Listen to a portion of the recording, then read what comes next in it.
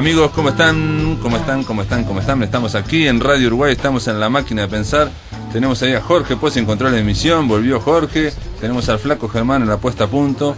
Tenemos a John Lennon en esta semana que culmina, una semana dedicada a John Lennon, que tiene que ver con, de alguna forma, no sé, el descubrimiento o la reedición de, por su propio cuento, Un españolito en obras, de los dos libros que hizo John Lennon, que editó John Lennon en vida.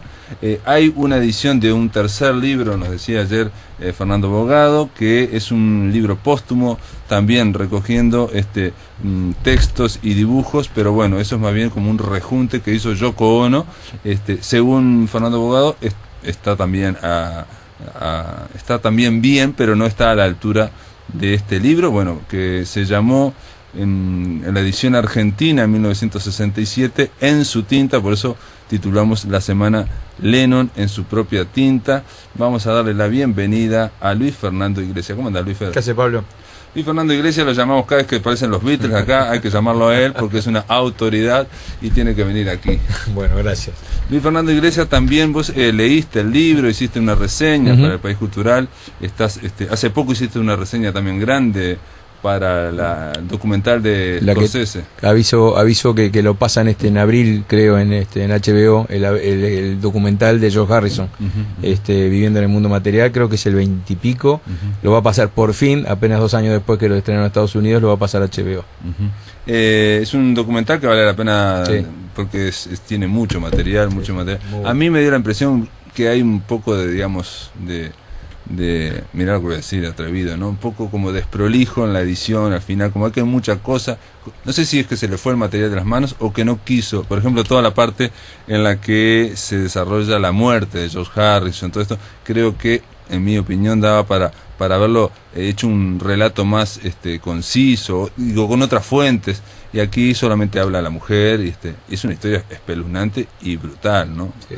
Se ve que no la quiso desarrollar, ¿no? No quiso desarrollar. ¿Vos acordate que cuando se hace este tipo de documental con la familia, y sobre todo con este caso, la familia también, da su aval o su visto bueno? Claro, sin duda. A mí me gustó mucho, reconozco que la última parte sí, Olivia toma un protagonismo muy grande, es la que cuenta todos los últimos días de George, también con su hijo Danny, que también hablan de cuando tuvo aquel atentado que le pegaron una puñalada en la espalda. Ellos dicen que aceleró la enfermedad que tenía. Pero un atentado, digamos, en ese plan místico en el que vivía George, en el cual para entrar este hombre, que aparte no se sabe por qué lo hizo, rompe una estatua que es un ángel, y con el ángel de la estatua rompe una ventana, con lo tanto entra y se agarran. Es una cosa rara. Lo que pasa que bueno, esa es la locura que hay también sobre las grandes estrellas. Fue lo mismo que le pasó a Lennon. La muerte de Lennon, de las más caprichosas y estúpidas e incomprensibles de la historia, y ni siquiera los argumentos que dio el imbécil ese, que yo nunca digo el nombre, son algo válidos. Y en el caso fue igual. La única diferencia fue que tuvo la suerte Harrison de que la puñalada no le tocó ningún órgano vital, pero era tan ilógico, tan irracional con eso. Cosa. Hace 2 días pasó algo igualmente ilógico, que la única explicación es por la fama, que es el presidente de la Comisión de Derechos Humanos en Brasil, que es un pastor, dijo que estuvo bien tirado los tiros a John Lennon. Porque se había metido con Dios. Exacto, entonces decía, por el Padre, por el Hijo, por el Espíritu Santo, los balazos. Y bueno, ya quiero decirlo, porque saco a colación esto, porque ya hay pedidos de renuncia, hay un planteo parlamentario en Brasil, porque pero claro, ¿por qué lo hizo ese pastor? Porque el tipo es presidente, es político, sabe que pone ese video en internet y recorre todo el mundo. Entonces, en realidad lo que quieren es parte de la fama de esta gente que fue muy colgarse famosa de la fama de Lennon para tratar de hacer algo. Sí, totalmente. Ni vale la pena comentarlo, porque es tan ridículo que eso. Pero bueno, yo leí el libro lo reseñé para El País. Yo había leído algunas cosas en las ediciones anteriores, pero había leído algunas trozos sueltos, algunos trabajos sueltos. Hay un trabajo, digamos, una edición argentina, vieja, que es por su propio cuento, solamente de la mitad de este libro. No, era en su propia tinta, ¿no? En su propia tinta, o en su tinta. En su tinta. Que fue la que se le conoció acá. Exacto, yo no lo había visto nunca, pero bueno, vino antes de esto, Ron trajo un ejemplar viejísimo. Sí, yo había leído alguno de esos, y aparte me acuerdo que creo que algunas revistas como Pelo reproducían alguna cosa, ¿viste? Entonces, o mismo la Rolling Stone, alguna cosa. Pero no, nunca le había prestado atención en una lectura global. Particularmente yo pienso que hay bastantes diferencias entre el primero y el segundo, ¿no? Claro. Yo pienso que el segundo es un libro mucho más mucho más trabajado, un españolito en obras, o en realidad en españolito en obras ya hay un juego de palabras, que ese es el gran problema que tienen los textos de Lennon, que utiliza juego de palabras siempre con el inglés. Españolito, a Spaniard in his works, habla también de Spaniard, es llave inglesa. Hay una frase hecha en Estados Unidos, en Inglaterra, perdón, que es una llave inglesa en sus trabajos, o sea, alguien como que está realmente que es útil para algo. Y ahí se mezclan el Spaniard con el español. Entonces ahí es que se hacen los dos, acá se todo por un españolito. Ese es el gran problema que tiene. Yo creo que lo mejor que tiene este libro es que para aquellos que saben inglés tiene la versión en inglés al final, entonces uno puede completar. Una de las cosas que hace Lennon siempre es cambiar una letra de las palabras, como recurso que hacen muchos cómicos, Sí, es como si fuera alguien que quisiera hablar, digamos, intelectualmente, pero le erra, o sea, no llega a decir nunca bien ninguna palabra. Entonces está leyendo un texto en que prácticamente no hay ninguna palabra, todos tienen, ¿no? Yo decía, se me traba la lengua, se me lengua la traba. Es el tipo de humor que hace. Es eso que está haciendo. O esa gente, digamos, muy ignorante, que te dice en vez de antitetánica, te dice antitónica, o en vez de CTI te dice 7I. Bueno, ese juego él lo hace constantemente como si fuera la voz, esa narrativa, y está entreverando todo, la baraja, pero siempre algo se entiende, ¿no? Y juega con el humor, mucho con el humor ridículo. Hay que recordar que sobre todo los textos que están en el primer libro, en su tinta o en su propia tinta, o como se llame, eran aquel viejo álbum que tenía él, que se llamaba El Aullido de no me acuerdo qué, que tenía en el liceo, y que él se burlaba a los profesores, guardaba pequeños pedazos de sátiras, y eso es lo que originalmente ve quien edita el libro, o quien propone a un editor sacar el libro, cuando le hace un reportaje a Lennon. Tenemos que ubicar lo que era la época de A Hard Day Night, 63, y era la época que los Beatles, cualquier cosa que hicieran los Beatles iba a dar dinero. Es decir, por eso había lancheras de los Beatles, lapiceras de los Beatles, dibujos animados, una serie que duró bastante, dibujos animados de los Beatles. Era todo referido a los Beatles, era la plena Beatlemanía. Y entonces a alguien se le ocurrió, bueno, si tenés esto, ¿por qué no lo publicamos? Todavía no estaba el merchandising, ellos fueron los primeros, quizás, de la misma forma que a nivel industrial fueron los primeros en ser mega estrellas. A nivel industrial. Digo, obviamente, Gardel fue una mega estrella, o Rodolfo Valentino también fue una mega estrella. Pero a esto se le dio un nombre que no tiene nada. El Beatlemanía es un nombre que surge de eso, la locura de todo fuera de los Beatles. O sea, tenían un programa de radio, tenían todo de los Beatles. Y en ese entorno fue que se le ocurre a la persona esta decirle, bueno, ¿y por qué no sacamos este libro? El primero fue un juego para él. Él agarró lo que tenía, agregó algunas cosas más, escribió, se divirtió, lo sacó. Fue tanto el éxito que, claro, le dijeron, bueno, vamos a sacar un segundo. Y ahí ya, como toda gente le pasa cuando se vuelve algo profesional y serio, él decía que la diversión se había perdido porque tuvo que buscar nuevos argumentos, tuvo que tratar de prolijear la forma que escribía. Hace textos un poquito más largos. Aunque yo creo que en la reseña encontré una entrevista que le hicieron que es muy graciosa, que dice que después de esto le preguntaron, y bueno, ahora viene la novela. Y él dijo que él había intentado escribir una novela y después de la 6ª página ya no se acordaba quién eran los personajes, se había perdido totalmente la historia. Estamos hablando de alguien que producía, que trabajaba mucho, eran de estos workaholics, ¿no? Estos que son adictos al trabajo, y que querían sacar las cosas rápido, ¿no? Para escribir se necesita otro tiempo, otro tempo, se necesita otra trayectoria. Pero me quedé pensando, porque vos dijiste que el segundo libro es más libro. Sí, más libro si lo pensamos en términos formales, como pensamos nosotros, digamos, los libros. Pero en los 60 y determinados escritores te sacaban un libro de aforismos, retazos, de no sé qué, de no sé cuánto, recorte y pegue, todo eso era parte también de un espíritu, ¿no? Claro, está bien, una vanguardia. Lo que pasa es que pasa con las vanguardias o con las cosas nuevas, como ese tipo de cosas, y después ver cómo se sostienen después del paso del tiempo. Claro, son como expresiones, rupturas, digamos, rompes, pero digamos, generalmente yo creo que se sostiene mejor el segundo libro. Me parece que es un libro que me interesó más, que me divirtió, es todo divertido, pero me parecieron historias con más peso. Hay una famosa, como una especie de obra de teatro ahí metida que está bastante bien, pero en el fondo yo siempre pensé que es un divertimento, Lennon. Yo decía en la reseña que que se tomó menos en serio todo esto fue el propio Lennon. Claro. Cuando salieron las críticas, Tom Wolfe poniéndolo por allá arriba y comparándolo con Lewis Carroll, o Joyce, hablando de Joyce, que era el nuevo Joyce. Después dijo que no le había leído Joyce, a Finnegan Wake. También él jugaba con esto se ve en esta película que te recomendaba fuera del micrófono, Backbeat, que es del 1994, donde ellos en Hamburgo están en contacto con la bohemia, con la intelectualidad, digamos, de Hamburgo, con algunos, ¿no? Esta fotógrafa, y van a exposiciones y bueno, o sea, están determinados, y él se burla de todo eso, del arte, es antiintelectual, y entonces el amigo Stuart le dice, sí, pero a mí me dio a leer Rimbaud, no sé qué, no sé cuánto, y él dice, yo ya lo leí, no sé qué, no sé cuánto, o sea, él esconde lo que había leído. Sí. Y en el caso de Joyce, él decía que jamás lo leí, que después de estas reseñas que hubo, quiso leerlo y se aburrió también, o sea, no sabemos hasta qué punto no iba en plan rebelde. Lennon era el de entrada, era el más estereotipado, digamos, entre comillas, macho de la década de 60, pendenciero, y proletario, por más que era el menos proletario de los cuatro. Pero iba en plan proletario. Pero él hacía y del acento de Liverpool, hacía fuerza por tener un acento más fuerte liverpulense, y era una persona que se parecía, o sea, era homofóbico, era racista en un montón de cosas, como se plantean políticamente incorrecto. Totalmente políticamente incorrecto. Hay una descripción de un español ahí que lo habla de comeajos, grasiento, morocho. Pero ese era Lennon. Lo que yo también era el personaje de Lennon, que muchas veces lo que tenemos, está muy bien lo que vos decís, qué sería cierto de eso y qué le ocurriría. Él siempre dice que la parte femenina de él se la descubrió Yoko Ono cuando la conoció. Antes siempre quiso ser el hombre rudo, el que violento. Y violento, por supuesto. Era que se metía más en peleas. Y lo ves también en cada documento filmográfico que aparece Lennon.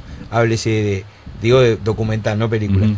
Puede ser Let It Be, puede ser Imagine. Siempre hay un momento que el loco pierde los estribos y vos ves que grita y que se enoja y era una persona complicada. Yo tuve la suerte de conocer, mi hermano que vivió en Estados Unidos, también te digo por otra parte, también se consideraba que era el más díscolo, el más loco.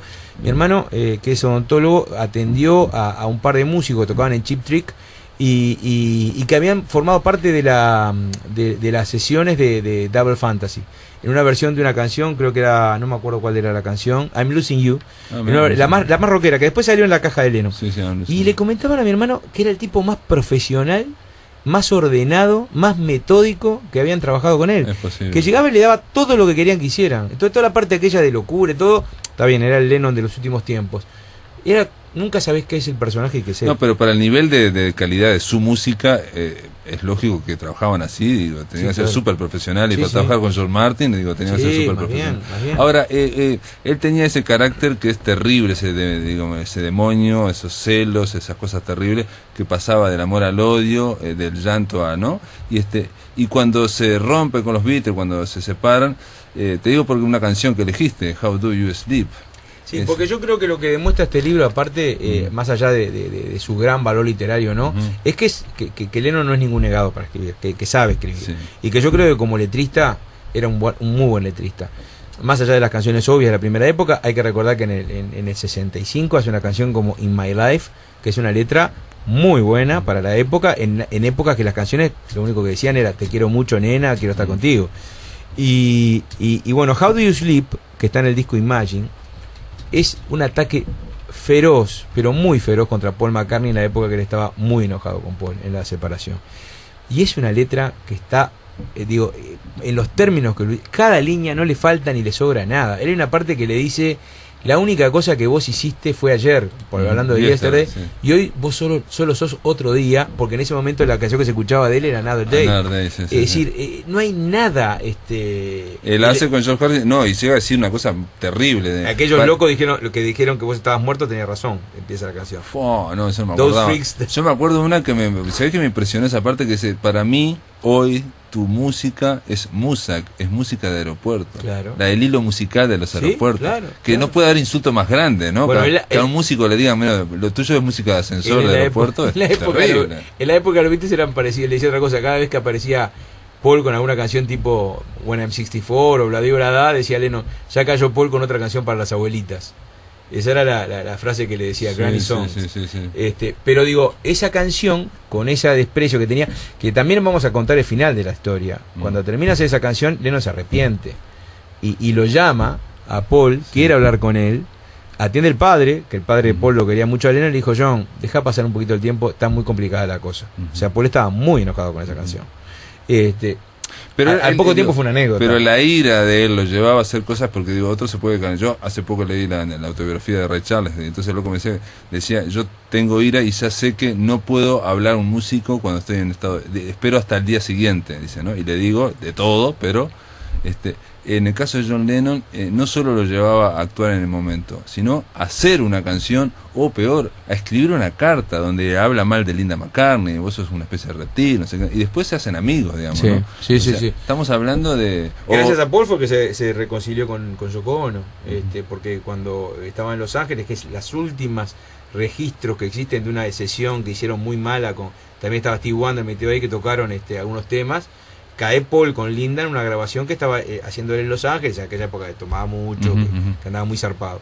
Y él le pasa el mensaje de que Yoko podría llegar a aceptar vueltas, y él hacía un montón de cosas. Claro. O sea que todo ese odio que se dice también es todo relativo. No, en realidad aparentemente lo bancó, digo, si todo el mundo lo bancaba porque tenía algo magnético y algo, digo, en el fondo se sabía que esos ataques de iras era un carismático, le bancaban, era un líder, todo, ¿no? Era un líder, un carismático total. El propio Paul McCartney, digamos, de alguna forma mantuvo la relación de lejos, pero para bueno, el estribillo de este tema que eligió Luis Fer es How do you sleep? Es decir, ¿cómo puedes dormir haciendo esta música? ¿Cómo puedes dormir haciendo lo que hiciste? En el aire de Radio Uruguay, La Máquina de Pensar.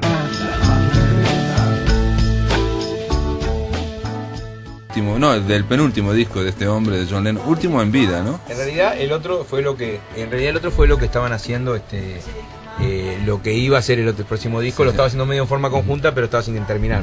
Al calor del fabuloso éxito que tuvo con Double Fantasy, ¿no? Sí, o sea, él estaba sorprendido del éxito, entonces dijimos, vamos a hacer ya rápidamente uno, y lo estaba terminando y lo mataron.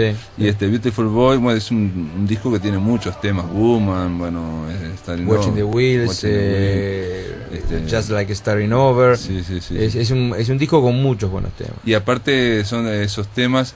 Decía Andrés Torrón que en ese disco ya había perdido toda la parte juguetona que estamos hablando acá, y jodona y sarcástica, y como que son canciones más clásicas, ¿no? Pasa que la diferencia con el disco anterior, que es Wall and Bridges, y es que había pasado los 5 años sin grabar, no había hecho nada. Él vuelve a grabar un poco entusiasmado porque escucha un disco de McCartney 2, y dice, lo está haciendo de vuelta, y le dan ganas de vuelta de volver al estudio, y empieza a grabar esa cantidad de canciones. Y hay un sentimiento ahí que a mí me emocionó mucho. El otro día yo conocí una canción que no lo conocía, que es una canción de 2008, no es nueva, de Sean Lennon, del hijo Lennon, que se llama Los muertos no hablan, ellos escuchan. Y a mí me dio por pensar, empecé a escuchar esa canción con Beautiful Boy, que Beautiful Boy es una canción que Lennon le hace al hijo, diciendo lo impaciente que está por verlo crecer, las cosas que él tiene que hacer, en qué lo va a ayudar, qué es lo que tiene que hacer para cruzar la calle, su famosa frase, el famoso consejo que ha quedado en cuanto póster hay por ahí: la vida es lo que te está pasando mientras vos estás ocupado haciendo otras cosas, otros planes. En una letra muy linda. Y la canción de Jan lo que hace es una canción a John, y le está diciendo, cuando termina diciendo que bueno, que se siente muy frustrado por todo lo que no vivió, hay una frase terrible que dice: parece que todo el mundo te hubiera conocido más que yo. Él le termina diciendo la frase esa, pero no importa porque los muertos no hablan, pero escuchan. Y a mí me llamó como que hay una parte en Beautiful Boy que dice que no puede esperar verlo crecer. No puede esperar a que él crezca, mejor dicho. Y dice, pero creo que los dos tenemos que tener paciencia. Y Jan le dice eso, le dice la injusticia de que no lo haya visto crecer, y de que los demás, todos le hablan de John, y se da cuenta que todos lo conocen mucho más, pero que lo que recuerda y no puede olvidar es la voz del padre cuando le decía buenas noches todos los días. Uno de los problemas que atraviesa Lennon, y que tiene esa capacidad como artista, es de expresar, ¿no?, ese problema gigantesco con la maternidad y los padres, ¿no? El padre que lo abandonó y la madre que lo abandonó está en un montón de canciones. Ayer pasábamos una que se estilan Anglas, y también ahí dice: a vos te abandonaron de chico. Y en este caso, en esta canción Beautiful Boy, él le dice es de noche, cerrar los ojos, el monstruo se va a ir porque yo lo voy a correr. No, porque papi está aquí. Porque papá está Darius Giger, ¿no? Sí, o sea, sí. El monstruo se fue porque papá está acá. Y ahí está el tema de decirle, estoy yo. Está tu padre está acá. Y y le dice en este momento, si vas a cruzar la calle, agarrá mi mano, yo realmente quisiera verte crecer, toda esa parte. A mí me sorprendió de esta letra una cosa, digo, disculpame que te interrumpo, sí, por favor. Pero él tiene un discurso muy antirreligioso en los últimos tiempos. Ahora dice que hay que abandonarla, y dice, antes de cruzar la calle, toma mi mano, sí. Y antes de dormir, reza una pequeña plegaria. Di tu pequeña little prayer, sí, say a little prayer. O sea, y mira, Lennon fue muy cambiante en toda su vida. Siempre tuvo un problema grosso con el tema de la religión, incluso hay su letra más conocida, que es la de Imagine, hay una parte, imagina que no hay ninguna religión, y que no hay ningún Dios, y que solo arriba tenemos el cielo. He dicho sea de paso, en el aeropuerto de Liverpool, que se llama John Lennon, está el dibujo de John, de famoso dibujo de John de la película Imagine, y la frase que está abajo es: arriba de nosotros solamente el cielo, above us only sky. Es decir, pero sin embargo, bueno, acordate que con la paternidad él cambia mucho. Yo no digo que él se fuera religioso, pero él trata de que su hijo esté protegido de todas las formas habidas y por haber. Pero bueno, está hablando de cosas muy cotidianas. Beautiful World lo que tiene brillante es que le está hablando un padre a un hijo, y un día en la vida, digamos, del padre y del hijo, ¿no? Sí, y que fue lo que él le pasó a los 5 años, porque acordate que durante 5 años lo que básicamente él hizo fue criar a su hijo, estar con su hijo todo el día. Y a mí me emocionó mucho lo que dice la canción de Jan, cuando dice: lo único que me quedó y no puedo olvidar es tu voz diciéndome toda la noche buenas noches. Porque está bravo ser el hijo de Lennon, más allá de que no lo pudo vivir, es como que fuiste el hijo de parte de la historia y que todo el mundo te habla a tu padre. Pero hay cosas que quizás son peor, no sé, digo, no podemos hablar, pero justo este lunes, en esta semana dedicada a John Lennon, cumplió 50 años Julian Lennon, y lees la última entrevista que le hace Playboy a John Lennon, y le preguntan, dice, pero vos no estás haciendo mucha diferencia entre John Lennon, este hijo, y el otro, y Julian, no estás exagerando. Y él dice: lo que pasa es que Julian fue el resultado de un sábado de noche y una botella de whisky. Como decía que era la gran mayoría de los hijos de la época de Inglaterra de esa década. Sí, como el 90% de todos. Sí. En cambio, John es el hijo esperado y deseado durante un par de años, buscado y no sé cuánto. Digo, ahora, que tu padre te diga eso... Yo creo que hay un gran... Es terrible, digamos, hay un problema de paternidad. ¿Qué cosa yo no puedo entender y que no me agrada de Lennon y tampoco de Yoko? Y también por continuidad los otros Beatles, es el trato que le dieron a Julian. Hace muy pocos días que Julian cumplió 50 años. Hicieron un reportaje a Julian, y Julian no entiende por qué él fue dejado de lado en todo, en la fiesta de los Beatles, en las conmemoraciones del padre, en las conmemoraciones, por ejemplo, cuando hicieron la obra Love, que estaban invitados todos los Beatles, siempre Julian quedó afuera. Yo no digo, por supuesto, la madre que no terminó bien con Lennon, incluso en la biografía de ella también se nota, pero Julian era una cosa diferente. Hay otra cosa increíble, Julian es muy parecido a Lennon. Sí. Pero muy parecido. Yo recuerdo cuando Julian tuvo sus 5 minutos de fama, que fue con el disco Ballot. Yo no sé si era porque lo habían procesado la voz, pero era la voz de Lennon. Incluso una vez Paul dijeron que cuando se estaba hablando de la reunión de los Beatles, decían que en lugar de John iba a tocar Julian. Y Paul dijo: no, pobre Julian, déjenlo tranquilo. Julian, hay que recordar que fue una persona también importante para Paul, porque Paul es el origen de la inspiración de Hey Jude, cantada cuando se estaban separando Cynthia y John, y él lo veía muy mal a Julian, y la canción se llamaba Hey Julian, y después la cambia a una mujer Hey Jude. Así que yo ese lo veo como una especie de agujero negro, en esa cosa ideal que uno quiere tener de las personas que admira, como los Beatles. Es un agujero negro. Para mí con Julian han sido muy injustos todos. No, pero yo creo, lo comentaba, más allá de todo eso, como decís que es cierto, hay un problema de la paternidad terrible. En un momento de felicidad de John Lennon, igual sigue metiendo la pata diciendo eso a su hijo, claro, Julian Lennon, ¿no? Ese no fue querido y este fue querido. Era totalmente verborrágico. Es terrible. Y sin embargo Julian hubo una etapa de acercamiento con él. Por eso me extraña, porque incluso decían que esa etapa de acercamiento, no con Cynthia, sino con Julian, fue incluso propiciada por Yoko. Recordar que hay un tema en Wall and Bridges que toca la batería Julian, un tema muy cortito. Y había como una unión de los dos que estaban, incluso pero hubo algo tan terrible como que en el velorio de Lennon, Yoko le mandó el mensaje que Julian viniera, pero que no viniera Cynthia. Entonces, bueno, y ahora Julian Lennon dijo que logró, bueno, tiene $50 millones que se lo dieron recién en el año 97 y se va por el mundo en los remates comprando objetos de su padre para poder tenerlo porque no lo tuvo. Pero bueno, esa es parte, digamos, del drama existencial del propio John Lennon que se de alguna forma sigue con sus hijos, pero habla de este artista brutal, un artista brutal que estaba atravesado y que lo que hizo fue expresar, digamos, eso de... Y aparte, una persona, yo siempre recuerdo eso, ¿no? Hasta el momento de su muerte, todo el mundo decía la personalidad. Hay que recordar que el tarado que lo mata, unas horas antes, le había llevado un disco y Lennon paró, le firmó el disco y ante el tipo que dudó porque pensó en matarlo ahí, le pregunta, ¿necesitas algo más? Y eso demuestra lo que era una persona. Yo creo que bueno, Lennon es irrepetible. Y reitero, lo bueno que tiene este libro es que capaz que le damos más bolilla a las letras que escribió Lennon, que fueron muy buenas.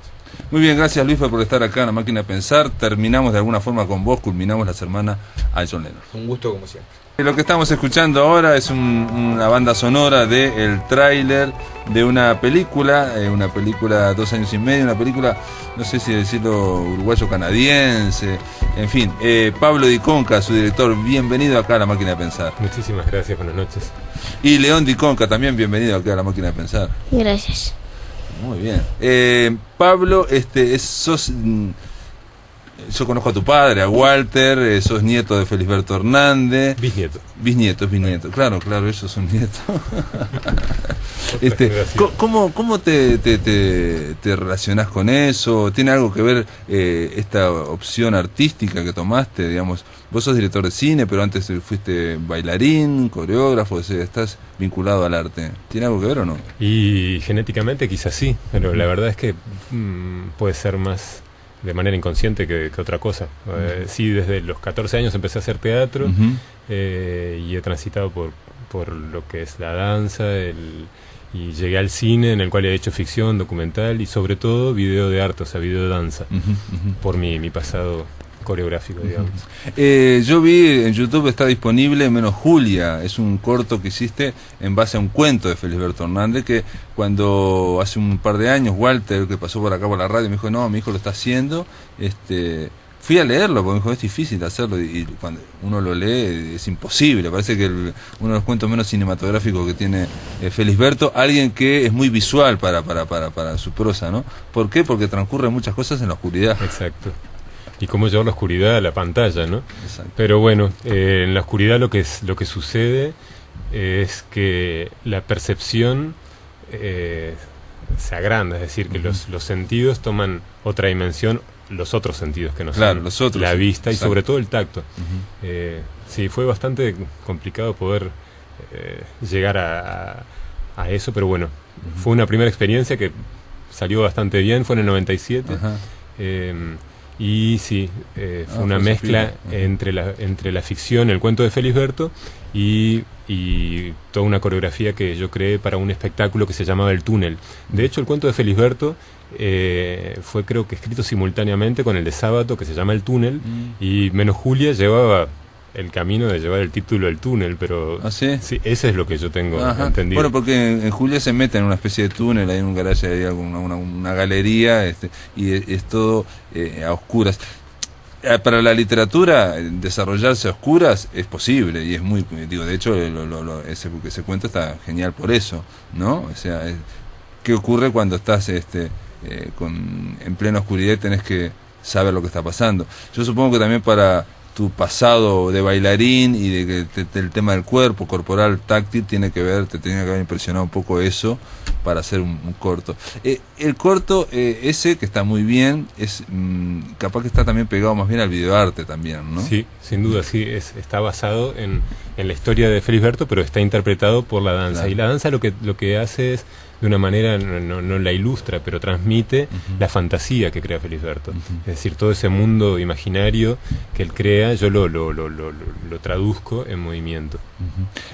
Pablo, te lo pregunto todo esto porque esta película que venís a presentar acá en Montevideo, que tuvo un buen suceso ahí en el Festival de Cinemateca, yo desgraciadamente no la vi, pero te decía fuera de micrófonos que por lo menos tengo 2 personas cercanas que la vieron y que les gustó. Se trata 2 días y medio, no tiene nada que ver con el videoarte, digamos. ¿Sí? No, 2 días y medio nace de una necesidad de transmitir un mensaje de un padre que vivió la separación con su hijo y que durante unos cuantos años tuvo que vivir en la angustia y en un lugar bastante difícil. Entonces, la voluntad mía fue de traducir todo ese dolor y todo ese sentimiento negativo en algo luminoso y en algo creativo. León está aquí presente y yo veo que lo mirás a León cuando yo hablo de esto, porque él también y aparte estás hablando y está tu nene acá. Claro, porque en realidad es un problema familiar que obviamente tiene que estar no solo conversado, sino hablado en radio. Sí, pero es que también hicimos una película en la cual nos desnudamos, o sea, mostramos realmente, mira, nos duele acá, esto es lo que nosotros vivimos, pero ¿qué es lo que pasa? Es una situación que nos tocó vivir a nosotros, pero que le toca vivir a un montón de gente. Sí. Entonces lo que yo quise hacer es, una vez que nosotros arreglamos nuestro problema familiar, es poder dar un mensaje también de esperanza a todos esos niños y esos padres o madres que están separados de sus hijos o de sus padres. 2 días y medio tiene que ver con que, bueno, hay una pareja que se divorcia y hay un juez que dictamina que cada 15 días el padre va a poder ver al hijo solamente 2 días y medio. Un fin de semana cada 2, un fin de semana de por medio, lo cual veo que aquí también es una práctica corriente. De hecho, uno de mis amigos es lo que él está viviendo en este momento y yo sé lo que sentimos cuando el lunes hay que llevar al niño a la escuela y ahí sabes que van a pasar 15 días o 13 días que no lo vas a ver, y ese momento de separación. Es por eso que esta película está dedicada a mi querido hijo León, pero también a todos los niños que tuvieron que vivir eso y a todos los padres que tuvieron que vivir eso también. ¿Y la película entonces intenta recrear lo que sería esos 2 días de visita o no? En 2 días y medio tenemos el tiempo para irnos de viaje al bosque canadiense, en donde hay una reserva natural con más de 4.000 lagos, en donde andamos en canoa, en donde tratamos de pescar, en donde acampamos aunque haya lluvia, donde llevamos a nuestra perra, y tratamos de poner todas esas actividades en el poco tiempo que tenemos. Pero el contraste en la película, el que yo quiero hacer, es entre el hacer y el ser. O sea, todo eso lo hacemos, pero yo quería ser. Papá, no quería nada más hacer el rol del que lo saca a divertirse cada semana. Todo está muy cargado de una emotividad, cada acción, digamos, cada acto tiene una carga que va más allá del acto, ¿no? Claro, y es un momento único. Entonces, eso es lo que trato de hacer, de resaltar en esos 2 días y medio cuál es nuestra relación. Y luego, bueno, tiene una vuelta de tuerca en la cual trato de hacer una analogía con la pérdida, ¿no? La pérdida del contacto, la pérdida de la cordura, la pérdida de la esperanza, porque en esos momentos lo único que ves es negro delante tuyo y te hundís y bueno, mi voluntad es poder decir que el tiempo pasa y que los niños crecen y que a la larga... Pero León está acá con vos, León, ¿vos sos uruguayo o sos canadiense? Nací en México, pero estoy viviendo en Montreal. En Montreal, estás viviendo en Montreal. Y entonces venías, tu padre, vos también estás viviendo allá, Pablo. Sí, hace 17 años que estoy radicado en Canadá. Sí. ¿Y cómo fue la película, hacer la película? Vos ya sabés que tu padre hace películas, hace cine, pero ¿cómo fue estar en una película? Fue difícil, pero igual un poco divertido. ¿Ah, sí? Sí. ¿Y por qué fue difícil? ¿Qué parte fue difícil? Porque a veces como había partes donde llamábamos a Mara y no venía, entonces había que cortar y hacer otro. ¿Mara es la perrita? Sí. Entonces la llamabas a vos a la perrita, tenía que venir y la perra no hacía eso. Entonces había que repetir la escena, digamos, hasta que saliera. Y vos como cuando tenías que hacer algo ahí, ¿te pensabas que te estaban filmando la cámara o en un momento te olvidabas y hacías como me olvidaba, como primero sí lo sabía, pero después no miraba la cámara y pensaba que no estaba. ¿Te acostumbraste después, digamos? Sí. ¿Y qué otra cosa más difícil te pareció? No había muchas cosas difíciles. Quizá el texto, cuando tenías que aprenderte partes de texto en donde tenías que interrumpirme o hacer un diálogo en el que tenía que tener un cierto ritmo, ¿no? Me parece que eso fue lo que nos costó, ¿no? ¿Puede ser? Sí. Puede ser. ¿Y cuántos años tenés vos, León? 8 años y medio. ¿Y cuando hiciste esta película, cuántos años tenías? Creo que tenía 7. Ah, tenía 7. ¿Y duró mucho? ¿No te acordás? ¿Cuánto duró para hacer la película? ¿Duraron mucho tiempo? ¿Un par de semanas? ¿O no? ¿No te acordás? Como 10 días. Ah, 10 días. Fue una semana en el bosque y fueron otros 2 días en estudio, en donde filmamos los interiores de la carpa. Y la película tiene también pasajes de animación. Hay yo le cuento una historia a León en las 2 noches. Es una historia que se continúa en la segunda noche. Y hay un poco la interpretación de su punto de vista y mi punto de vista en animación, pero con una composición con sombras chinas también. Es decir, los personajes son reales y el fondo es animado. Entonces sí hubo un par de días también en estudio. Pero sí fue bastante corto para hacer un largometraje que habitualmente toma entre 20 y 30 días de rodaje. Sí, ¿no? claro, para el rodaje. Igual habrás hecho un trabajo importante en edición después. Sí, pero también de ensayos. Es decir que yo sabía que era muy restringido el tiempo que teníamos, sobre todo porque filmamos teniendo un presupuesto prometido, pero sin tener el dinero. Entonces fue así de que conseguir el equipo prestado, conseguir que la gente pudiera venir con una promesa de pago posterior. Entonces, porque todo está hecho con actores también, ¿no? Lo actuamos nosotros. Actúan ustedes. Esta es nuestra historia personal. Entonces, al principio, bueno, yo evalué la posibilidad de contratar actores, pero hubiera sido, primero que nada, pensé en lo económico, hubiera sido carísimo. Pero después resultó que esta era nuestra historia, entonces qué mejor que ser actuada por nosotros mismos, ¿no? Porque en la noche, cuando estábamos, por ejemplo, la historia que le cuento a León, es una historia que fuimos construyendo juntos cuando él estaba conmigo en esos 2 días y medio que nos veíamos, íbamos creando todo lo que es el guión. Yo había escrito algo, lo ensayábamos y él me daba réplicas nuevas. Entonces esas réplicas yo las iba reescribiendo para que su personaje fuera el mismo, ¿no? Y León, ¿y cómo fue el tema de vos ya habías ido al bosque a acampar con tu padre? ¿Te gusta acampar? Sí, y bueno, era como la 3ª vez que iba. Habían ido ya 3 veces a acampar, bastante. De hecho habíamos ido a ese mismo lugar para elegir las locaciones donde íbamos a filmar, y más o menos tratamos de recrear lo que pasó.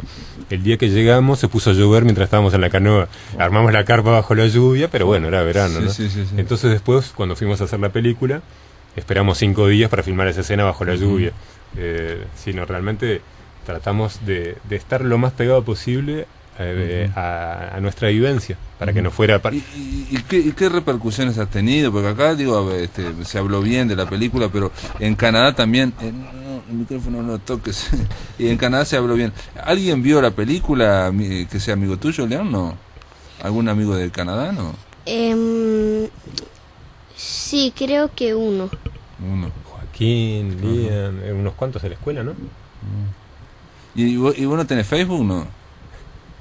¿No? En internet no tenés nada. Pero tenemos un Facebook para la película, que es facebook.com// 2 days and a half, o sea, 2 días y medio en inglés, todo junto, en donde hay fotos, videos, está la sinopsis y todo. Las repercusiones que tuvo en Canadá son del mismo tipo de las que hemos tenido aquí. Es decir, que en el momento en que nosotros hablamos de nuestra historia personal, la gente vino a contarnos sus propias vivencias. Eso es muy emocionante, porque en realidad no me había sucedido antes. Antes, haciendo video de arte, era más quizá la forma que el contenido y el mensaje. Aquí siento que el mensaje realmente hace vibrar cuerdas diferentes en diferentes personas. Es otro nivel, digamos, de comunicación con la gente y con otra gente, digamos, no necesariamente digo el público de video de arte, ¿no? Y decime, porque yo no vi la película, ¿tiene algo que ver el hecho de eso de que cada 15 días vos tenías un fin de semana, el hecho de que vos fueras uruguayo viviendo en Canadá y tu esposa canadiense, o sea, el Poder Judicial? Digo, te hago una pregunta que, claro, sos una parte implicada y honestamente, yo no sé si eso es frecuente o no es frecuente. Por ejemplo, me decís que acá en Uruguay hay, y no, tampoco sabía, digamos, eso. Sí, yo creo que... Porque yo creía ilusamente que eres una vez a la semana, se van con el padre, ¿me explico? Sí, no, ahora es así, ahora tenemos una semana cada uno. Y eso sucede cuando los dos padres están de mutuo acuerdo, nos ponemos de acuerdo y ya está, se arreglan así. Pero cuando hay mucho tire y afloje, mucho ego, entonces sí se arman estas batallas legales que le dan de comer a todo el sistema judicial. Claro, que es una industria también, sí, ¿no? Sí, que te van sugiriendo de que vayas a juicio, de que confrontes y que... Entonces, sí es muy común y creo que sí incidió el hecho de que cuando yo hablé frente al juez tuviera un acento bien fuerte, ¿no? Entonces el latino con toda la implicación y con toda la imagen del latino que bueno, no es muy positiva, digamos. Yo creo que eso puede haber jugado contra, pero no solo a los latinos les pasa esto. Claro, vos decís que eso es habitual, digamos, estas cosas ocurren en Canadá y que no creo que ocurren en todos lados del mundo. La ley es una cosa, pero la aplicación de la ley es otra. Y cuando yo veo al juez que quizá es otra generación, el hombre debe haber estudiado toda la vida, debe haber trabajado como abogado un montón de años y llegado a ser juez, no debe haber criado a sus hijos ese señor.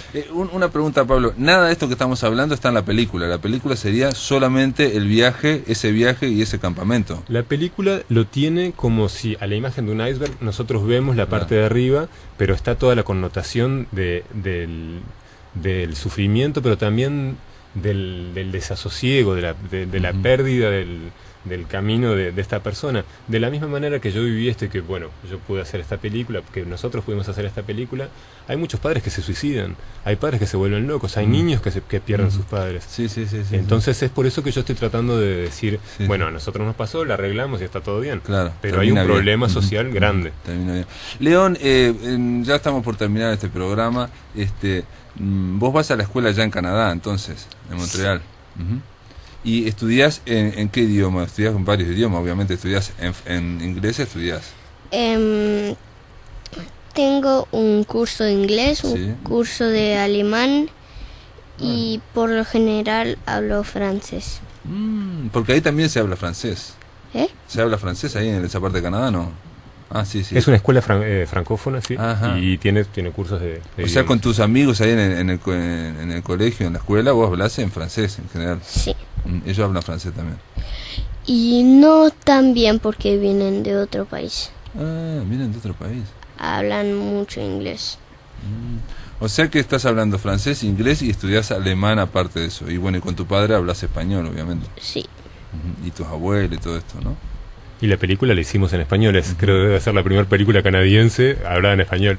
Claro, eso te iba a decir también, para que ser exhibida allá o para para que haga su camino, esas cosas tienen... Es un poco restringido, sobre todo si queremos pasarla en la televisión, porque para pasarla en la tele sí habría que hacer un doblaje, porque no se aceptan subtítulos, es más difícil de pasarla con subtítulos. Pero sí, ha pasado bien.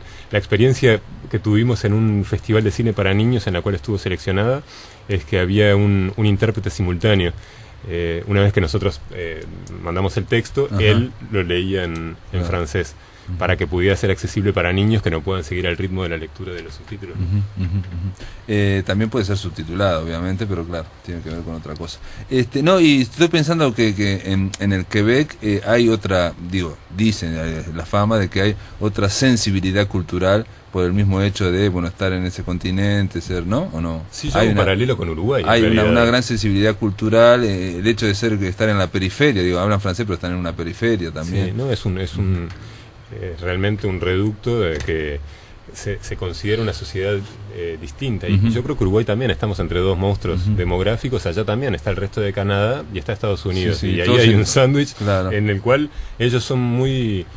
tienen mucho orgullo por su cultura y por su lengua, y hay que realmente respetarlo. Por eso es el esfuerzo de hablar en francés. Y no son los quebecuá, ¿no? ¿Vos sos quebecuá?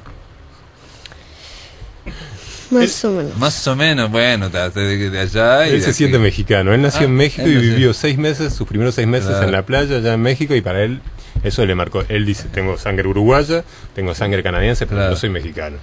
Muy bien, bueno, León, gracias por estar aquí. Pablo, gracias por estar aquí en la radio. Queda planteado 2 días y medio. No dijimos que posibilidades de verla, posibilidades de televisión. Eso es, bueno, el circuito comercial es bastante difícil de penetrar, pero lo que sí estamos viendo es a ver si la vamos a presentar al Festival de la Crítica con el Movie Center, creo que es. Sí, pero eso es más bien en octubre, Sí. Eso es el próximo paso. Y el otro paso, que es el más lindo que tengo para contar, es que el año que viene pensamos venir a producir aquí. Tengo un guión que estoy escribiendo en este momento que tiene apoyo de Canadá y de Quebec. Es un guión sobre un personaje uruguayo y el plan es venir a filmar en septiembre, octubre pero con León vas a venir, va a trabajar León también en la película. Y eso me andaba preguntando hace un rato, pero bueno, ahí tenemos un papelito para él. No queremos adelantar nada. Bueno, gracias por estar aquí, amigos. Se termina la semana La Máquina de Pensar. El lunes continuamos de nuevo aquí en Radio Uruguay. Los espero a partir de las 20 horas para hablar de, vamos a dedicarle la semana a un señor escritor, al señor Juan Rulfo, mexicano precisamente. Hasta luego. Muchas gracias.